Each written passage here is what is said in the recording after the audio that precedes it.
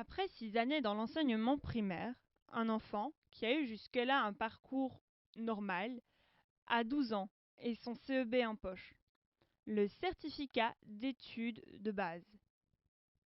Il rejoint alors l'enseignement secondaire pour 6 autres années. L'école est obligatoire jusqu'à 18 ans. Ces 6 années sont divisées en 3 degrés, de 2 ans chacun. Le premier degré est appelé le degré commun, car tous les élèves en Fédération Wallonie-Bruxelles ont en principe le même programme. Il existe aussi un premier degré dit différencié. Il est réservé aux élèves n'ayant pas obtenu leur CEB. Le but est qu'ils y réussissent le CEB avant de rejoindre le degré commun.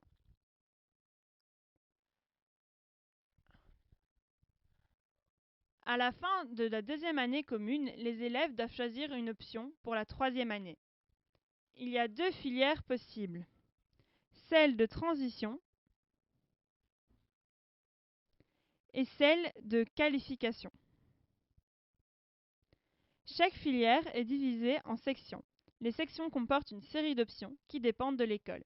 En transition, on retrouve donc l'enseignement général et l'enseignement technique de transition. La filière de qualification reprend quant à elle l'enseignement de technique de qualification et l'enseignement professionnel.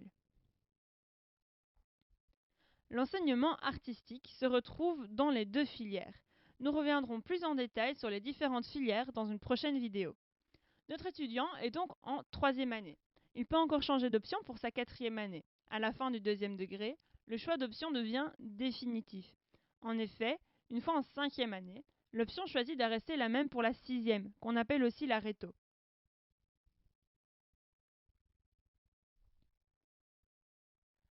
À la fin du 3e degré, la plupart des élèves ont leur CESS, le certificat d'études secondaires supérieures.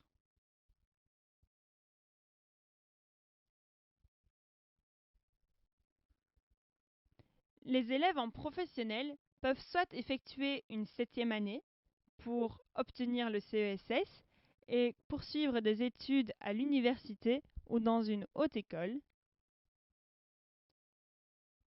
soit directement chercher un travail.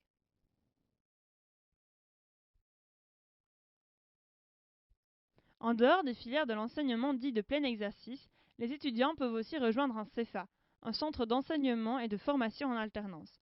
Ce type d'enseignement allie une formation théorique qui dispense des matières générales et professionnelles, et une formation pratique via des stages en entreprise.